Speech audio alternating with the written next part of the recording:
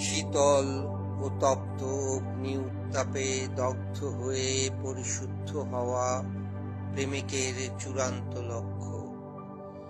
ঝঞ্ঝা বিক্ষুব্ধ উত্তাল আর্দ্রতায় ঝলসানো ঝড়ে পড়েই কেবল পৌঁছানো যায় গন্তব্যের সীমায়, চূড়ান্ত অক্ষত অবয়বে।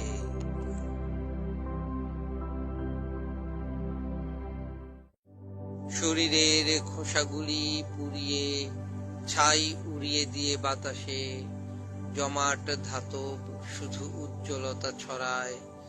ধোঁয়াহীন অগ্নিগোলক নিশ্চুপ আলোর বিকিরণে।